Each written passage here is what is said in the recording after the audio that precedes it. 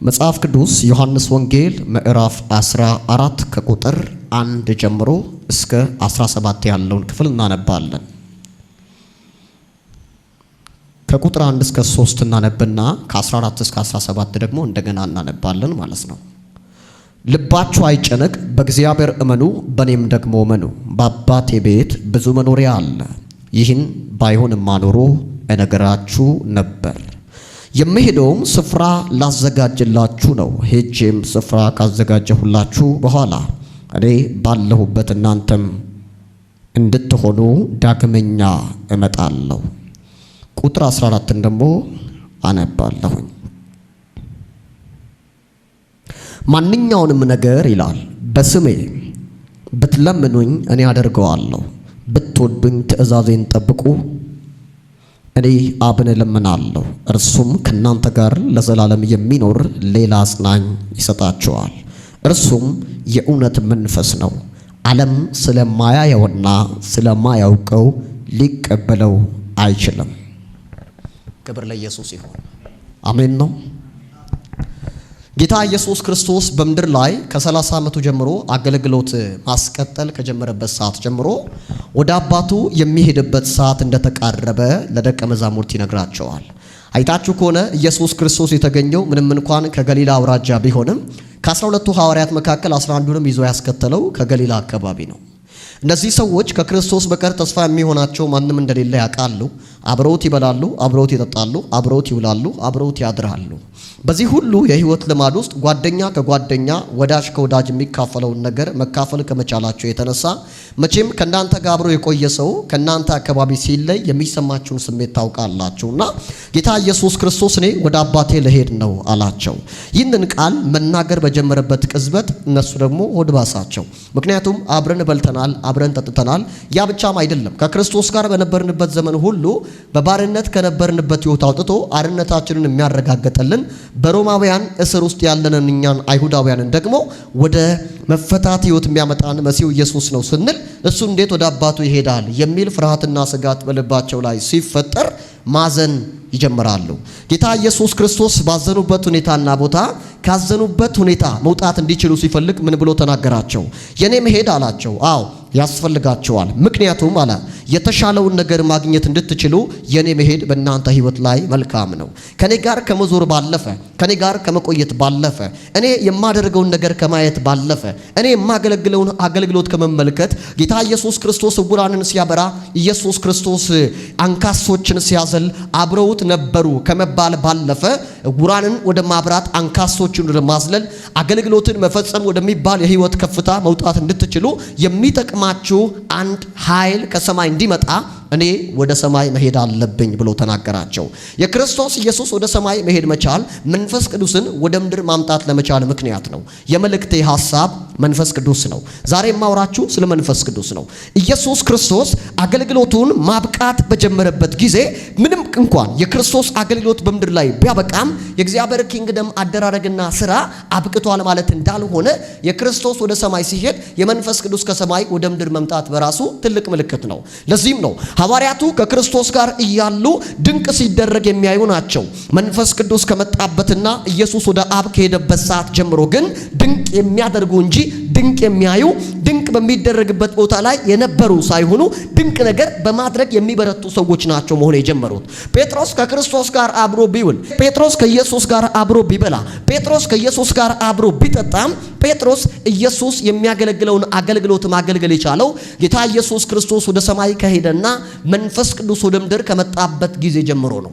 ለዚህም ነው ለሐዋርያቱም ሆነ ለየትኛውም አይነት ክርስቲያን የአገልግሎት ህይወትን መስራት የሚችለው የመንፈስ ቅዱስ አልወት ነው፣ የመንፈስ ቅዱስ መገኘት ነው። የመንፈስ ቅዱስ ህይወት በምድር ላይ እግዚአብሔርን ገልጠን በምድር ላይ እግዚአብሔርን በሁለት እግሮቻችን ማራመድ በአፋችን እግዚአብሔርን ማናገር የምንችልበትን አቅም ይሰጠናል። መንፈስ ቅዱስ እንደሚመጣ በሚያወራቸው ጊዜ ግን ደቀ መዛሙርቱ ፈሩ። ነገራቸው ሁሉ እንዳበቃ እንዳከተመ መስሎ ታያቸው። ከኔ ጋር ናችሁ? ኢየሱስ ያድናል። በደንብ ስሙኝ። አገልግሎታቸው የሚቆም መስሎ ታያቸው። የክብር ጊዜያቸው የሚያበቃ መስሎ ታያቸው። ባዘኑበት ሁኔታ ጌታ ኢየሱስ ክርስቶስ የኔ መሄድ ይጠቅማችኋል፣ ምክንያቱም የኔ መሄድ በራሱ የመንፈስ ቅዱስን መምጣት በአገልግሎታችሁና በሕይወታችሁ የሚያረጋግጥ ነው። ስለዚህም እኔ ወደ አባቴ ወደ አብ መሄድ አለብኝ አላቸው። ያን ጊዜ ደቀ መዛሙርቱ ኢየሱስ ክርስቶስ ባወራው ቃል ተጽናኑ። በነ ጴጥሮስ ሕይወት ላይ ጽናት የሚባል ነገርን መስራት የቻለው መንፈስ ቅዱስ ነው። አስቡ፣ ከክርስቶስ ጋር አብሮ እያለ፣ ከክርስቶስ ጋር አብሮ እየዋለ፣ ከኢየሱስ ጋር አብሮ እየኖረ ኢየሱስ ክርስቶስን 3 ጊዜ ከመካዱም በላይ መራገም የቻለው ጴጥሮስ ስለ ኢየሱስ ክርስቶስ በድፍረት ለዚያውም ዕውቀት ባላቸው የፈለጉትን ነገር ማድረግ የመቻል አቅም ባላቸው ሰዎች ፊት የማውራቱ ሚስጥር ምንድነው ካላችሁ፣ ጴጥሮስ ከኢየሱስ ጋር ያሳለፈው ጊዜ የጴጥሮስና የኢየሱስ ክርስቶስ የወዳጅነት ልኬት ሳይሆን የመንፈስ ቅዱስ አብሮነት ነው። ለጴጥሮስ ስለ ኢየሱስ ማውራት እንዲችል ያሳለፉት ጊዜ ምክንያት መሆን ቢችል ጴጥሮስ በ3000 ሰዎችና ከዛ በሚበልጡ ሰዎች መካከል ስለ ኢየሱስ መመስከር ከመፈለጉም በላይ መጀመሪያ ኢየሱስ በሚሰቀልበት ሰዓት እኔ የሱ ወዳጅ ነኝ ማለት ይችል ነበር። ስለ ኢየሱስ ክርስቶስ ያላችሁን አቅም የሚሰራችሁ፣ ስለ ኢየሱስ ክርስቶስ ያላችሁን ዕውቀት፣ ስለ ኢየሱስ ክርስቶስ ያላችሁን መሰጠት የሚያብራራው በሕይወታችሁ ያሳለፋችሁት ጊዜ ሳይሆን አብሯችሁ የሚያሳልፈው አካል ነው። እሱም ደግሞ መንፈስ ቅዱስ ነው። አሜን በሉ። ምንም ያህል ጊዜ ከማንም ጋር ምንም ያህል ጊዜ በእግዚአብሔር ፊት ልታሳልፍ ትችላለህ። ባይዘው ወይ በጌታ ፊት የምታሳልፈው ጊዜ ከመንፈስ ቅዱስ ጋር ስለመኖር ማሳያ አይደለም። መንፈስ ቅዱስ የሚከብረው ጸሎት ባለበት ቦታ አይደለም።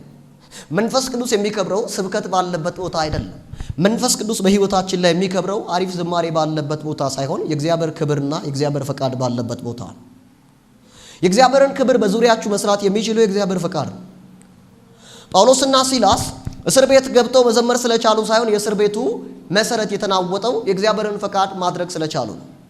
በአምልኮ የሚናወጥ እስር ቤት ቢኖር እስከዛሬ እስር ቤቶች በሙሉ ተሰባብረው ቀርቶ ነበር። በዙሪያችን ብዙ አምልኮዎች አሉ፣ ብዙ ዝማሬዎች አሉ። እግዚአብሔር የትኛውንም ነገር በዙሪያችን ማናወጥም መለወጥም የሚጀምረው በፈቃዱ ውስጥ ባለን የህይወት ስርዓት ውስጥ እንጂ በመናመልከው አምልኮ፣ በመንጸልየው ጸሎት፣ በመንሮጠው ሩጫ፣ በመንሰብከው ስብከት አይደለም። ተዚላቸዋል። ስለ ኢየሱስ ሊያወሩ ሲፈልጉ የኢየሱስ መንፈስ ተገልጦ በእስያ እንዳይሰብኩ ከለከላቸው። የኢየሱስ መንፈስ በእስያ እንዳይሰብኩ በከለከላቸው ጊዜ የመንፈስ ቅዱስን ሐሳብ ተከትለው ሊዲያ የምትባል ሴትን በወንዝ ዳር ሐር ስትሸጥ አገኛቸው። ልክ ባገኙ ሰዓት ለሊዲያ ወንጌልን ሰበኩ። አመነች፣ ተቀበለች። ወደ አንዲት ከተማ ገቡ። በገቡበት ጊዜ መንፈስ ቅዱስ እንደሚፈልገው መናገር መቻላቸው በሚታሰሩበት ቦታ ላይ ሲያመልኩ የእስር ቤቱ መናወጥ ለመቻሉ ምክንያት ነው። በሕይወታችሁ ሳትሸነፉ ማሸነፍ ከፈለጋችሁ፣ በዘመናችሁ ያለ ውርደት ክብር ከፈለጋችሁ፣ በዘመናችሁ ላይ ሳታዝኑ ወደ ደስታ መምጣት ከፈለጋችሁ የእግዚአብሔርን ፈቃድ መኖር ተለማመዱ። ብዙ ሰው ዛሬ ምን አይነት ፕሮግራም እንዳለው ሊያውቅ ይችላል። እግዚአብሔር ግን በዛሬ ላይ ምን አይነት እቅድ እንዳለበት አያውቅም። ከእግዚአብሔር ጋር ያላችሁ ህይወት መልካም መሆኑ የሚታወቀው በዛሬ ላይ ስኬጁል ባደረጋችሁት ፕሮግራም ልክ ሳይሆን በዛሬ ላይ እግዚአብሔር የተናገራችሁን ነገር ማወቅ ብቻላችሁት ልክ ነው። ከመንፈስ ቅዱስ ጋር አብሮ ማሳለፍ የሚችል ሰው ለሚጠራው ሁሉ አቤት የሚል ነው። የትም ስፍራ ያንን ሰው ታገኛላችሁ፣ ከማንም ሰው ጋርም ታገኙታላችሁ። ምክንያቱም የራሱ የሚባል ህይወት የለውም። እሱ ለጊዜ ቢሆን እሱ ለቦታ ቢሆን እሱ ለየትኛውም አይነት ነገር ባሪያ ስለሆነ ማንም በፈለገበት ሰዓት እንደፈለገው አድርጎ ያንን ሰው የመጠቀም አቅም አለው። ለምን? ከመንፈስ ቅዱስ ጋር አብሮ ስለማያሳልፍ።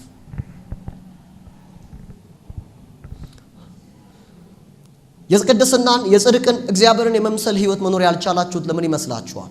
ጥሩ የሚሰብካችሁን ሰው ጥሩ ከእናንተ ጋር የሚጸልይ ጓደኛ ስላላገኛችሁ እንዳይመስላችሁ። በጥሩ ጓደኞች መካከል ክፉ ሰዎችን አግኝተን ሊሆን ይችላል። ከኢየሱስ ጋር አብሮ 3 ዓመት ተኩል ተምሮ አብሮት እየዋለ ይሁዳ ኢየሱስን አሳልፎ ሸጧል። አያችሁ፣ በመንገድ በህይወታችሁ ላይ ሰው መቀየራችሁ ራሱ የለውጣችሁን ጊዜ አይፈቅድላችሁም፣ የለውጣችሁን ጊዜ አይወስንላችሁም። በዘመናችሁ ላይ ለውጥ የሚባል ነገር የሚሰራችሁ የመንፈስ ቅዱስ አብሮነት ነው። የለውጣችሁን ጊዜ የሚወስነው ከእናንተ ጋር አብሮ የሚኖረው የእግዚአብሔር መንፈስ ነው። ከመንፈስ ቅዱስ ጋር የምታሳልፉት ህይወት የእግዚአብሔርን ህይወት መኖር ለመቻላችሁ ምክንያት ነው። ወደ ዋናው ሐሳቤ ልምጣ። ጌታ ኢየሱስ ክርስቶስ መንፈስ ቅዱስ ወደ ህይወታቸው እንደሚመጣ ተናገራቸው። ያንን ነገር በተናገራቸው ጊዜ ሐዋርያቱ የክርስቶስን ቃል ተቀበሉ። የሚገርማችሁ ሐዋርያቱ እንኳን ድንቅና ታምራት ማድረግ ኢየሱስ ክርስቶስ ወደዚህች ምድር የመጣበትንም ዋና ጉዳይ ማወቅ የቻሉት ከኢየሱስ ጋር አብሮ አሳልፈው ሳይሆን መንፈስ ቅዱስ ወደ ህይወታቸው ከመጣበት ጊዜ ጀምሮ ነው። የትኛውም አይነት የክርስቶስ ኢየሱስ የቅርብ ሰው ዮሐንስ ብትል ያዕቆብ ጴጥሮስን ብትል ጌታ ኢየሱስ ክርስቶስ ወደ ምድር የመጣው የሰው ልጆችን ሞቶ ሕያዋን ሊያደርጋቸው እንደሆነ መንፈስ ቅዱስ በባለ 50 ቀን እስከሚመጣበት ሰዓት ድረስ ጠንቅቀው ያቁም ነበር። ሁሉ ጊዜ ያወራቸዋል። የሰው ልጅ ሊሞትና ሊነሳ ይገባዋል ሲላቸው ሌላ ነገር ይመስላቸዋል። በዘመናቸው ከክርስቶስ ጋር አብረው አሳልፈው ሌላው ነገር ይቅር ስለ ኢየሱስ ክርስቶስ ማወቅ የሚችሉበትን መንፈሳዊ ዕውቀት የሰጣቸው ራሱ ኢየሱስ ሳይሆን መንፈስ ቅዱስ ነው። አይገርማችሁ? አብረውት ውለው አብረውት አድረው አብረውት ኖረው በልተው ጠጥተው ከሱ ጋር ጊዜ አሳልፈው ክርስቶስ ወደ ምድር የመጣበትን ጉዳይ አያውቁም። የክርስቶስን ሰው ሆኖ የመገለጥን እውነት ማወቅ የቻሉት ከክርስቶስ ጋር ባሳለፉት ጊዜ ሳይሆን ከመንፈስ ቅዱስ ጋር ባሳለፉት ጊዜ። የእግዚአብሔርን ምስጢር የሚያወራችሁ መንፈስ ቅዱስ ነው። ሁሉ ጊዜም ባለፈው ያልኳችሁ ነበር። በእግዚአብሔር አብ ፊት ላለን መታወቅ ምክንያት ጌታ ኢየሱስ ክርስቶስ ነው። ክርስቶስን የምናውቅበት መንገድ ግን መንፈስ ቅዱስ ነው። ስለ ኢየሱስ ክርስቶስ ማወቅ የምትችሉት በመንፈስ ቅዱስ ነው። በእግዚአብሔር አብ ፊትም ደግሞ ተቀባይነት ማግኘት የምትችሉት በኢየሱስ በኩል ነው። በኢየሱስ በኩል በአብ ፊት መክበር ከፈለጋችሁ መንፈስ ቅዱስ ኢየሱስን በሕይወታችሁ እንደሚያከብር ማወቅ አለባችሁ።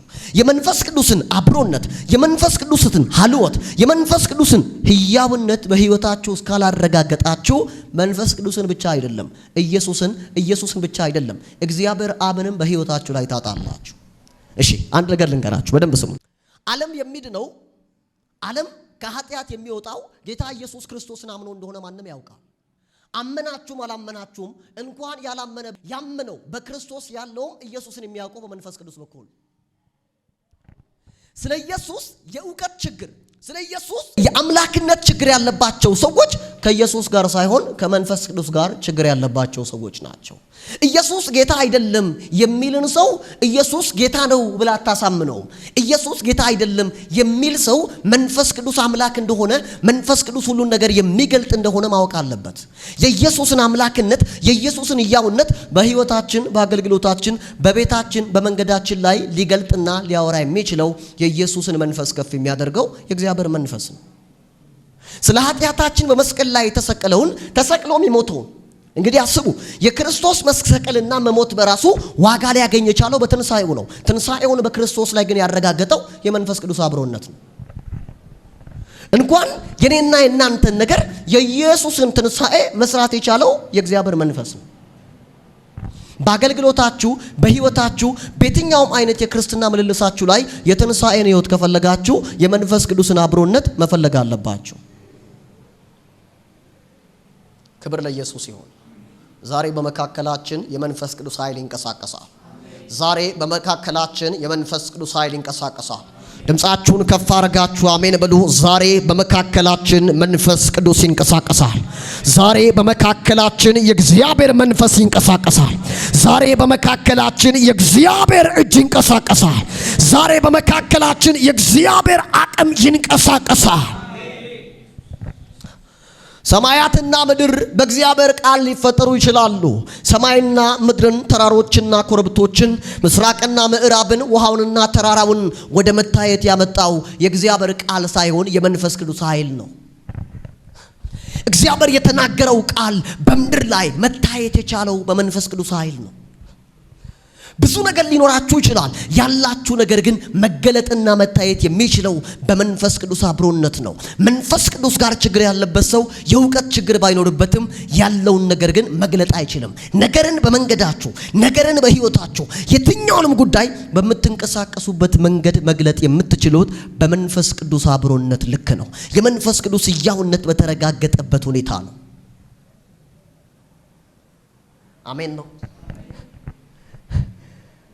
ይህ መጽሐፍ የስልጣን ባለቤት የሆነው በሐዋርያቱ ቃል መሆን የቻለው የሐዋርያቱን ቃል በዚህ ቃል ውስጥ ሚዛን አድርጎ ያስቀመጠው መንፈስ ቅዱስ ስላለ ነው።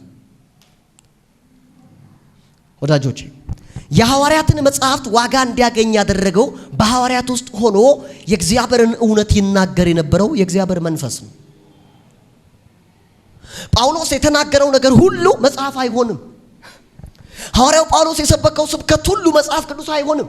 ምንም ባለስልጣን ሐዋርያት ሊሆኑ ይችላሉ። የሐዋርያቱን ቃል ግን ስልጣን እንዲያገኝ ማድረግ የቻለው በመጽሐፉም ሆነ በአገልግሎታቸው ላይ ዋናው ምስክር ራሱ መንፈስ ቅዱስ ነው። ትልቁ የእግዚአብሔር ምስክር፣ ትልቁ ሐዋርያ፣ ትልቁ ወንጌላዊ ማን እንደሆነ ታውቃላችሁ? የእግዚአብሔር መንፈስ ነው። ኢቭን እኛን አይደለም። መጽሐፍ ቅዱስ ሲናገር እንዲህ ይላል፣ ኢየሱስን እንኳን በሥጋ ሊያከብረው የቻለው ወደ ክብር ሚዛን ማምጣት የቻለው የእግዚአብሔር መንፈስ ነው። ክርስትናን ያለ መንፈስ ቅዱስ መኖር አይደለም፣ ማወቅ አትችሉም። በክርስትና ሕይወት ላይ ያለ መንፈስ ቅዱስ ስለ መንፈስ ቅዱስ ማወቅ ሳትችሉ ያለ መንፈስ ቅዱስ እንደ እግዚአብሔር ፈቃድ መኖር አይደለም፣ ስለ እግዚአብሔር ሲነገር መስማት የምትችሉበትን አቅም ማግኘት አትችሉም።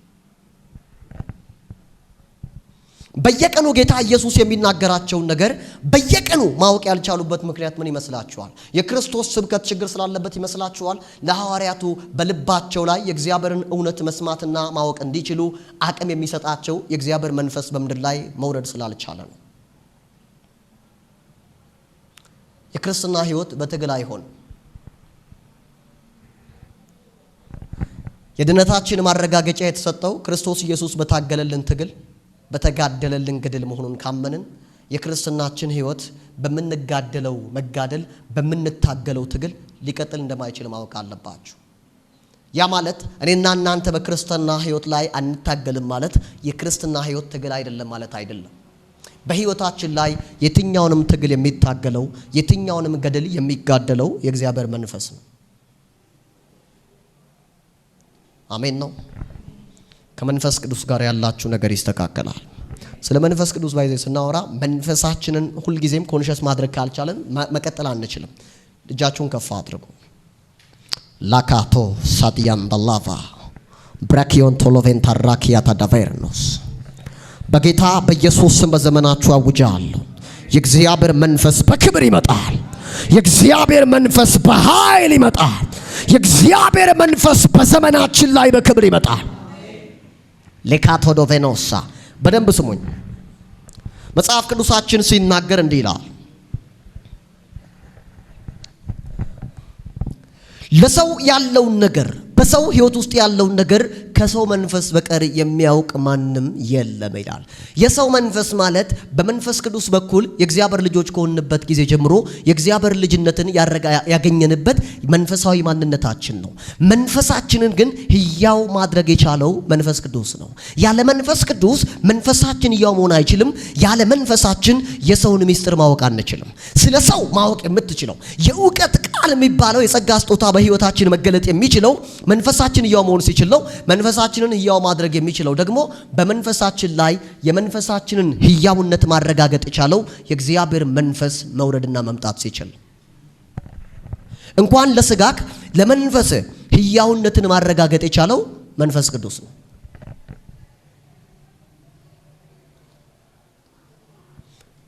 የእግዚአብሔር መንፈስ በሕይወታችሁ ላይ ቢኖር ይላል መጽሐፍ ለሚሞተው ሰውነታችሁ ሕይወትን ይሰጠዋል። ጌታ ኢየሱስ በሰማይ ሄዶ ለኛ የሚሆን ስፍራን ሲያዘጋጅ መንፈስ ቅዱስ ከሰማይ ወደ ምድር ወርዶ ለስፍራው የሚሆን እውነተኛ እኛነታችንን ያዘጋጃል። ለሰማይ የሚሆን ማንነትን በሕይወታችን ላይ መስራት የሚችለው ከሰማይ የሆነው መንፈስ ቅዱስ ነው። ሰማይ ላይ የሰማይን ስርዓት መስለ መኖር እንድትችል ከሰማይ መንፈስ ቅዱስ በምድር ላይ ወርዶ ምድራዊ የሆነውን ማንነትን ኢቭን ስጋን ጭምር ለሰማይ የሚመጥን አድርጎ ይሰራዋል። ለዚህ ነው በመንፈስ ቅዱስ በኩል የምንኖረው ሕይወት ከኃጢአት ከማያስፈልግ የሕይወት ስርዓት ራሱ ማምለጥ ለመቻላችን ምክንያት ነው። ሎካስ ሶቨርኒያ ዳቤኖስ ብራቴል ቫኪዮን ቶሎቬኖስ ሳኦልን እግዚአብሔር ከንግስና ሲያወርደው የሚገርማችሁ ከንግስና በወረደበት ሰዓት የመጀመሪያ ነገር በሳኦል ሕይወት ላይ እግዚአብሔር የሰራው መንፈስ ቅዱስን ከሕይወቱ የማራቅ ስራ። በብሉይ ኪዳን ላይ በቋሚነትም በሰው ሕይወት ላይ የሚኖር መንፈስ የለም። በተቀባህበት ሰዓት ብቻ ነው የምታገኘው። ከተቀባህበትና እንድታገለግል በተሰጠ ሰዓት ብቻ ነው መንፈስ ቅዱስ እየመጣ እየሄደ በሕይወት ላይ የሚሰራው። ዳዊትን ቅባት ባፈሰሰበት ሰዓት መንፈስ ቅዱስ የተሞላ ሰው አደረገው። የዳዊትን ሕይወት ወደ ክብር ያመጣው የእግዚአብሔር መንፈስ ነው። ምንም እንኳን በብሉይና በአዲሱ ኪዳን እግዚአብሔር መንፈሱን ሲልክ የሚልክበት መንገድ የተለያየ ሊሆን ቢችልም ዛሬም ቢሆን ነገም እግዚአብሔር የሚያምነው መንፈሱን ብቻ ነው። ስለ እግዚአብሔር ማወቅ ዓለም ማወቅ እንድትችሉ አቅም የሚሆናችሁ የእግዚአብሔር መንፈስ ነው። በስጋ በምትኖርበት ዘመን ስለ ሰውና ሰው ስላለበት ዓለም 40 60 80 ዓመት ብትኖር ልታውቅ ትችላለህ። ስለ እግዚአብሔር ዓለምም ሆነ እግዚአብሔርን ማወቅ የምትችለው ግን ከመንፈስ ቅዱስ ጋር ባለ ክብረት ልክ ብቻ። ብዙ ሰው አሁን በጣም በሚገርማቸው ሁኔታ የእግዚአብሔርን ነገር ማውራት እንዲችል እንኳን አንድን ሰው ስፍራ ሊሰጠው ሲፈልግ ከእድሜው አንጻር ነው የዚያን ሰው ነገር የሚያየው። ሐዋርያው ጳውሎስ ጢሞቴዎስን በኤፌሶን ቤተክርስቲያን ላይ በመጋቢነት እንዲያገለግለው ሲሾመው ጢሞቴዎስ የ17 ዓመት ሰው ነበር። በ17 ዓመት ጳውሎስን የመሰለ ትልቅ ሰው ጢሞቴዎስን በቤተክርስቲያን ላይ የሾመበት ምክንያት ምን ይመስላችኋል? የጢሞቴዎስ የእድሜው ማጠር ከሚያሰጋው ስጋት በላይ የመንፈስ ቅዱስ ሕያውነት ለጳውሎስ ትልቅ ኮንፊደንስ ነበር። የምታወጣው በእድሜ መካከል የምትፈጥረው የትኛውም አይነት ነገር የእግዚአብሔርን ኪንግደም በህይወትም ሆነ አሳልፈ በሌሎችም ነገር ላይ ማንቀሳቀስ ለምትችልበት ጉዳይ ምክንያት አይሆንም። መንፈስ ቅዱስን በዘመናችሁ ማንቀሳቀስ የሚችለው የመጀመሪያው ነገር አላስፈላጊ ሰውን ከህይወታችሁ የማስወገድ የህይወት ልማድ ነው። አስቀድሜም እንዳልኳችሁ ሰይጣን ተራራ ላይ ወይ ሸለቆ ወይ ውሃ ላይ ወይ ወንዝ ዳር ላይ ብቻ አይኖርም። በሰው ጭንቅላት ላይ ነው ቁጭ ብሎ የሚኖር። አመፀኛ ስትሆን እንደው አመፀኛ ብቻ አይደለህም፣ አመፅን የሚዘራ መንፈስ እንዳለ በህይወት ላይ ማወቅ አለብህ። አመፀኝነት አመፅን ከሚዘራ መንፈስ ነው የሚመጣው። ኃጢአተኝነት ኃጢአትን ከሚዘራ መንፈስ ነው የሚመጣው። አመንዝራነት አመንዝራን ከሚዘራ መንፈስ ነው የሚመጣው። የሴሰኝነት ባህሪ ካለብህ ሴሰኝነትን የሚዘራ የጨለማ መንፈስ አለ። በህይወታችሁ ላይ አላስፈላጊ ሰዎች በመንገዶቻችሁ ላይ በተገለጡበት ልክ የእግዚአብሔርን አስፈላጊ ነገር ማግኘት እንዳትችሉ ምክንያት ነው የሚሆኑት። በእናንተ በኩል አልፎ እግዚአብሔር በምድር ላይ እንደሚንቀሳቀስ ካመናችሁ በክፉ ሰዎችም በኩል አልፎ በእናንተ ዘመን ላይ የሚንቀሳቀስ ክፉ መንፈስ እንዳለ ማወቅ አለባችሁ። ለህይወታችሁ የሚሆን ነገር ከፈለጋችሁ ለህይወታችሁ የማይሆነውን ሰው ከመንገዳችሁ ማራቅ ወይ ከዛ ሰው መንገድ መራቅ አለባችሁ። በምንም አይነት የህይወት ስርዓት ውስጥ ሊኖር ይችላል። ህይወቴ ላይ የሚረብሸኝን ሰው ፊቴ ላይ ማቆም አልፈልግም። እኔን ብቻ አይደለም እኔ ውስጥ ያለውን መንፈስ ይረብሸዋል። ለኔ ብቻ አይደለም ከኔ ጋር ለዘላለም ሊኖር ከእግዚአብሔር ዘንድ የመጣውን መንፈስ ቅዱስን እንኳን በነፃነት መስራት እንዳይችል ይከለክለዋል።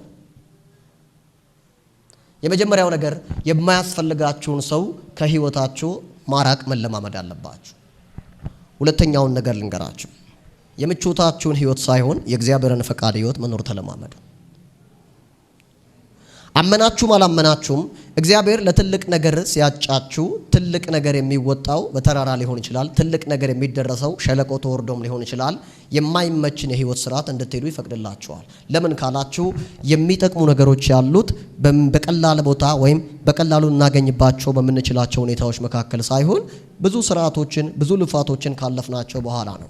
በተለይም የሰው ልጅ ከእግዚአብሔር ከተለየበት ሰዓት ጀምሮ የከበሩ ነገሮች ከሰው ልጆች መንደር መራቅ ጀምረዋል። ምክንያቱም ኃጢአት በምድር ላይ መገለጥ መቻሉ በቀላሉ እናገኛቸው የምንችላቸውን ነገሮች እንኳን በቀላሉ ማግኘት እንዳንችል ምክንያት ሆነዋል። ስለዚህ የእግዚአብሔርን መንፈስ የእግዚአብሔርን አብሮነት የእግዚአብሔርን ህይወት በዘመናችሁ ላይ ማምጣት የከበረን ህይወት መስራት ከፈለጋችሁ የምትከፍሉትን መስዋዕትነት አሜን ብላችሁ መቀበል አለባችሁ። በምትተኙበት ጊዜ ለሰውነታችሁ የሚመች ሰውነት ኢንቫይሮንመንት ካልሆነ በስተቀር ለውጥ የሚባል ነገር ማግኘት አትችሉም። በዘመናችሁ ላይ ባይዘዌ ለውጥ የሚባል ነገር መስራት ከፈለጋችሁ ቀንበር የሚባል ነገር መሸከም ተለማመዱ። ቀንበር በተሸከማችሁበት ዘመን ሁሉ ነው ባይዘዌ ለውጥ የሚባል ነገር ማምጣት የምትችሉት። ይቺን ነገር ሰርቼ ከጨረስኩ ይበቃኛል የሚል አስተሳሰብ ያለው ሰው ነገሯን ከጨረሰ በኋላ እድገት ወደሚባል ዓለም መግባት አይችልም። እስቲ አስቡ። በረፍት ጊዜ እኮ ሰርቻለሁ ብላችሁ የምታስቆጥሩት ውጤት እንኳን አይኖራችሁ። እረፍት አብዝታችሁ መተኛት አብዝታችሁ እንደፈለጋችሁት መሆን አብዝታችሁ ውጤት እንዴት ትጠብቃላችሁ? ባልወጣችሁት ተራራ፣ ባልወረዳችሁት ሸለቆ፣ ባልከፈላችሁት ዋጋ የሚከፈላችሁን ዋጋ እንዴት ትጠብቃላችሁ? ውጤት ከፈለጋችሁ ጥረት ውስጥ መግባት አለባችሁ። የትኛውንም አይነት ነገር ባይዘው ያለ ጥረት የሚመጣ ምንም አይነት ውጤት የለም ከሰማይ ውጪ። ባልጣርክበት፣ ዋጋ ባልከፈልክበት፣ ባልለፋህበት፣ ባልተጨነክበት ጉዳይ ላይ ዋጋ ልታገኝ አትችልም። በነፃ ያገኘው የዘላለም ሕይወት ብቻ። አገልጋይ መሆን ከፈለክ 10ም 5ም ስንትም ዓመት የማይመች መንገድ መካከል ማለፍ ተለማመድ። የማይመች መንገድ ላይ ስትሄድ አንደኛ ጥሩ ያልሆነ አየር ልታገኝ ትችላለህ። ዝናብ በዝናብ ሆነ ሰውነቱ ሁሉ ረጥቦ ሊሆን ይችላል። ኃይለኛ ፀሐይ አግኝቶ ሰውነቱ ሁሉ ሊገረጣ ይችላል። የምታሳልፋቸው ጊዜያቶች በሙሉ ከእግዚአብሔር ዘንድ ባይዘው ሂሳብ አላቸው። የምትከፍላቸውን ዋጋዎች ሁሉ እግዚአብሔር ይቆጥራቸዋል። እንኳን እግዚአብሔር የከበሩ ነገሮችን በህይወት ክፉ ነገር በዘመነ ትናንት ያደረገውን ሰውዬ ይሄን ሰውዬ እኮ አውቀዋለሁ፣ ከሰውየው ባለፈ ያኔ የሰራኝን ነገር አውቀዋለሁ ብለህ ታስባለህ። ስንት ሰው አለ አሁን ለምሳሌ በልብ ይሄን ሰውዬ የሆነ ታይም ላይ ባገኘሁት የምትለው በጣም የበደላችሁ ሰው ይኖራል አይደል? በበደል ምክንያት ያንን ሰውዬ ማሰብ ከቻላችሁ እግዚአብሔር በሰራችሁት መልካም ነገር እንዴት አያስባችሁ? ዋጋ ሳትከፍሉ ዋጋ አታገኙ። ስትሄዱበት የማይመቻችሁ መንገድ ውጤት ላይ ግን መልካም ሊሆን ይችላል። ተራራ መውጣት የቻለ ሰው ሸለቆን መውረድ አይከብደው። ላበላብ ሆነ ከወጣህበት ቦታ ለመውረድ ላበላብ በሆንክበት ልክ ላትደክም ትችላለህ። ካያችሁ ከፍ ያለ ተራራ ስትወጡ የደከማችሁትን ያህል ድካም ያወጣችሁትን ያህል ኢነርጂ ስትወርዱ አታወርዱ። ምን እያልኳችሁ ነው? ለስኬቶቻችሁ የከፈላችሁት ዋጋ እንደምትወጡት ተራራ ነው። ከስኬት በኋላ የምትኖሩት ህይወት ግን እንደምትወርዱት ሸለቆ ነው። ለተራራው ስትል ያወጣውን ያህል ኢነርጂ አታወጣም ከተራራው ወደ ታች ስትወርድ። ዋጋ መክፈል ተለማመዱ። በዘመናችሁ ላይ የእግዚአብሔርን ክብር ከፈለጋችሁ መጸለይ ተለማመዱ። ሶስተኛውን ነገር ልንገራችሁ።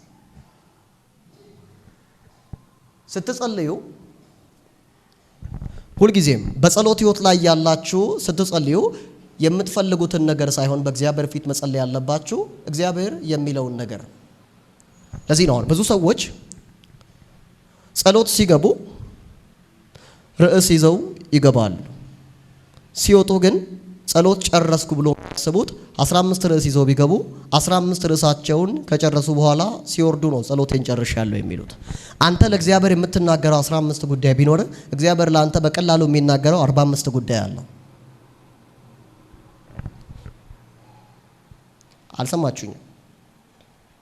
አሁን ብዙዎቻችን ጸሎት ጸልየን ብዙ መንፈሳዊ ዋጋዎችን ከፍለን ለምንፈልጋቸው ነገሮች እግዚአብሔር የምንፈልገውን ነገር እንዲሰጠን ከለመንን በኋላ የምንፈልገውን ነገር ከማግኘት ባለፈ እግዚአብሔር የሚፈልገውን ህይወት መኖር ማንችልበት ዋናው ምክንያት ምን እንደሆነ ታውቃላችሁ? የምንጸልየው ጸሎት የምንፈልገው ፍላጎት ላይ ጥገኛ የሆነ ጸሎት ስለሆነ። ስትጸልይ እግዚአብሔር ፈቃዱን በህይወት እንዲገልጥ እንጂ የልብህን መሻትና ፈቃድ ለእግዚአብሔር ለማውራት አትጸልይ። በመሰረቱ ከሚያስፈልግ ነገር አንፃር ነገሮችን ካየን መጽሐፍ እንደሚል እግዚአብሔር የሚያስፈልጋችሁን ነገር ያውቃል ይላል። በከንቱ አትደጋግሙ ይላል። በከንቱ አትጸልዩ ይላችኋል መጽሐፍ ቅዱስ በማቴዎስ ወንጌል ምዕራፍ 4:5 አካባቢ ላይ ማለት ነው። የእግዚአብሔርን ፈቃድ ማወቅ፣ ከእግዚአብሔር ፈቃድ ጋር መታረቅ፣ እግዚአብሔር የሚላችሁን ነገር ለመስማት መንቀሳቀስ አለባችሁ። እግዚአብሔር በህይወታችሁ የሚላችሁ ነገር ነው ህይወታችሁን እግዚአብሔር በሚፈልገው መልኩ ማንቀሳቀስ ለመቻላችሁ ምክንያት የሚሆነው። ስለዚህ በምትጸልዩበት ጊዜ የልባችሁን ሸክም ለእግዚአብሔር ለመናገር ሳይሆን የልቡን ሸክም ከእግዚአብሔር ለመስማት የምትጸልዩ ሰዎች ሁኑ። የኛን ህይወት መስራት ሲፈልግ 20 ቢሆን 25 30 ቢሆን 35 ዓመት እግዚአብሔር ቢቆይ እንጂ ለኛ የተናገረውን ነገር ለመስራት የሚቆይ አምላክ አይደለም። በታሪኩ ነገር ለመስራት ጉዳይ ለመስራት ዓመት የሚቆይ አምላክ የለም። አንድን ነገር እግዚአብሔር በተናገረበት ጊዜ በመሰረቱ ሰርቶ ከጨረሰ በኋላ ነው እግዚአብሔር የሚናገር። ከዛ በኋላ ግን ለነገሩ በሚሆን የህይወት ቁመና መቆም እንድትችል እግዚአብሔር አንተን ይሰራሃል። አሜን በሉ። ለትንቢት በሚሆን የህይወት ስርዓት መኖር እንድትችል ትንቢትን ከተናገረ ጊዜ ጀምሮ እግዚአብሔር አንተን ይሰራል። ኤርሚያስን በእናቱ ማህፀን እያለ ነው ባይዘወይ እግዚአብሔር ነብይ ያደረገው። ኤርሚያስ ከተወለደ የተወሰኑ ዓመታትን ከኖረ በኋላ ግን ነብይነቱን አረጋገጠ። የኤርሚያስ ነብይነት እግዚአብሔር በትንቢተ ኤርሚያስ ምዕራፍ 1 ላይ ከቁጥር 4 ላይ በተናገረው ቦታ ላይ የተሰራ ሳይሆን የተፈጸመ ነው። ትንቢቱን እግዚአብሔር በህይወቱ ላይ የሰራው ኤርሚያስ ገና በእናቱ ማህፀን ውስጥ እያለ። በህይወት እግዚአብሔር የሰራል ብዙ ነገር አለ። እግዚአብሔር ከሰራል ነገር ጋር እንዳትገናኝ ግን ለነገሩ በሚሆን መልኩ ያልተሰራ ማንነት ስላለክ ነገሩንም አታውቅም። ነገሩን የተናገረንም እግዚአብሔርን ማወቅ እንዳትችል አይኖች ተይዘው ነው ያሉት። ወደ እግዚአብሔር በምትቀርብበት ጊዜ እግዚአብሔር ዛሬ ላይ የሚያመጣል ሌላ ፍሬሽ ሐሳብ የለውም። አስቀድሞ ከልጅነት ከብላቴንነት ጀምሮ ያሰበልህን ነገር ሊፈጽምልህ በህይወት ላይ ይገለጣል። በጣም የሚገርመኝ ነገር አብርሃም እግዚአብሔርን ታዞ መንገድ እየተጓዘ እያለ ለአብርሃም እግዚአብሔር ተገልጦ ህዝብ ለ400 ዓመት በባርነት ይኖራል አለው። ለ400 ዓመት በባርነት ይኖራል ካለበት ጊዜ ጀምሮ በግብጽ ምድር በዮሴፍ በኩል የገባው የእስራኤል ህዝብ ተስፋው እስከሚፈጸምበት ሰዓት ድረስ ሁሉ በዛ ተስፋ ላይ ሲኖር እግዚአብሔር ከዮሴፍ ማለፍ በኋላ ለአብርሃም የተናገረውን ትንቢት ለፍጻሜ የሚያደርስ ሰው እስከሚፈጠርበት ሰዓት ድረስ እየጠበቀ ነው ያለው። በዚህ ዘመን እግዚአብሔር የሚሰራው ስራ አለ። በዚህ ዘመን እግዚአብሔር የሚሰራውን ስራ ግን ለመስራት የሚሆን ሰው ጌታ እየፈለገ ነው ያለው። በየትኛውም ጊዜ ስራ ፈት ያልሆነ አካል ቢኖር እግዚአብሔር ብቻ ነው። በችግርም በመፍትሄም በሌሊትም በቀንም ስራ የሚሰራ አምላክ ቢኖር እግዚአብሔር ብቻ ነው። እንደ ቤተ ክርስቲያን ከሐሙስና ከእሁድ ውጪ እዚህ ጋር ምንም አይነት ስራ ላንሰራ እንችላለን። እግዚአብሔር ግን በጊዜ በሰዓት በየትኛውም አይነት ነገር ሳይወስን በህይወታችን ላይ የሚሰራው ስራ ብዙ እንደሆነ ማወቅ አለባችሁ። ስለዚህ እግዚአብሔርን ለማሰራት ሳይሆን በህይወታችሁ መሮጥ ያለባችሁ ለእግዚአብሔር በሚሆን ማንነት ራሳችሁን በመስራት መቆም አለባችሁ። ምክንያቱም በዘመናችሁ ላይ እግዚአብሔር የፈለገውን ነገር የመስራት ችግር ስለሌለበት ይህን ሁሉ ነገር በህይወታችሁ ላይ ማድረግ እንድትችሉ እግዚአብሔርን መፈለግ የእግዚአብሔርን ህይወት መኖር የእግዚአብሔርን ሽታ የማሽተትን ልብ በልባችሁ ላይ የሚፈጥረው የእግዚአብሔር መንፈስ ነው። የመንፈስ ቅዱስ አብሮነት ሲመጣ የእግዚአብሔር ፊት ይናፍቃችኋል። የመንፈስ ቅዱስ አብሮነት በዙሪያችሁ ሲዞር የእግዚአብሔርን አይን ማየት ያምራችኋል። የመንፈስ ቅዱስ ኃይል በዙሪያችሁ ሲንቀሳቀስ ስለ እግዚአብሔር መስማትና ማውራት ያምራችኋል። በየቀኑ በገቡበትና በወጡበት መንገድ ስለ እግዚአብሔር የሚያወሩት ሰዎች በመሰረቱ የማያወሩት ነገር ስለሌላቸው አይደለም። እንዲያወሩ የሚችሉትን ነገር የሰጣቸው መንፈስ ቅዱስ አብሯቸው ስላለ። ሰው ባይዘው ወይ ከመንፈስ ቅዱስ ጋር መኖር በሚያቆምበት መንፈስ ቅዱስ በህይወቱ ላይ መገለጥ በማይችልበት ሰዓት ላይ በምን አይነት የህይወት ስርዓት እንደሚኖር ማወቅ ለመቻላችን የጴጥሮስ ህይወት በራሱ ምስክር ነው። ስለ ኢየሱስ ሲጠይቁት የምትየውን ሰውየው አላቀውም ማለት የጀመረው መንፈስ ቅዱስ በህይወቱ ላይ መንቀሳቀስ ከጀመረበት ጊዜ በፊት ነው። መንፈስ ቅዱስ በዘመናችሁ መስራት መንቀሳቀስ በሚጀምርበት ጊዜ ሁሉ ጊዜም ስለ እግዚአብሔር ማውራት ትችላላችሁ። አሜን በሉ እስቲ። በጣም የሚገርመኝ ባይዘወይ የሥላሴ በጣም የእግዚአብሔር ሚስጥር የሚገርመኝ ሁሌ ምን መሰላችሁ? አንድም ቀን እግዚአብሔር አብ ስለ ራሱ ሲያወራ አይታችሁ አታውቁም።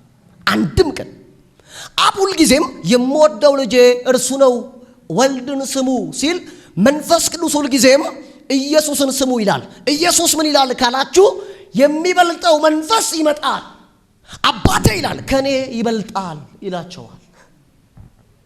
አያችሁ ኮምፒቲሽን ባለበት ቦታ ላይ ዘላቂነት የሚባል ነገር መኖር አይችልም። የያዛችሁትን ነገር ማስቀጠል የምታቆሙት ኮምፒቲሽን የሚባል ነገር ውስጥ መግባት ስትጀምሩ። የእግዚአብሔር አብ የእግዚአብሔር ወልድና የእግዚአብሔር መንፈስ ቅዱስ አብሮነት ያለ መከፈል በህይወታችን ላይ ትልቅ ትምህርት መሆን የሚችለው የትኛውም መንፈስ የትኛውም የእግዚአብሔር አብ አካል ስለ ራሱ ሲያወራ ማየት በማትችሉበት ጊዜ ላይ የኮምፒቲሽን መንፈስ ከህይወታችሁ የሚወጣው የእግዚአብሔርን መንፈስ ማግኘት ስትችሉ ከእግዚአብሔር መንፈስ ጋር መዋል ስትጀምሩ ነው። ለምን ስትሉ ከእግዚአብሔር መንፈስ ጋር መዋል ስትጀምሩ ስለ እግዚአብሔር ብቻ ማሰብ እንድትችሉ ያደርጋችኋል። ከቀኛችሁ ማን አለ ከግራችሁ ማን አለ የሚል ነገር ሳይሆን እግዚአብሔር ከፊታችሁ ምን አስቀምጧል የሚለውን ነገር ብቻ ማየት እንድትችሉ ያደርጋል።